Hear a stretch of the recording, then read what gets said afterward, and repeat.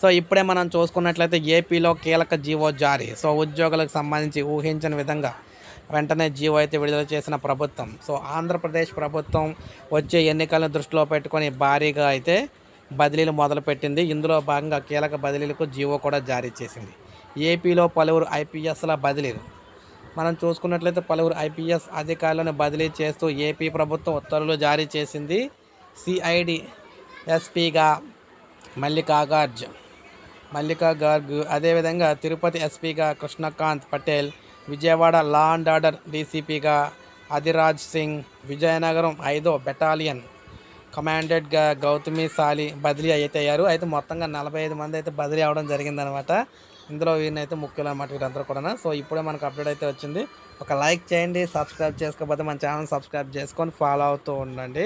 ఇలాగే అతి ముఖ్యమైన అప్డేట్స్ అన్నీ కూడా ఎంప్లాయీలకు సంబంధించి ప్రతి అప్డేట్ కూడా మీకు వీడియో రూపంలో అందిస్తూ ఉంటాను.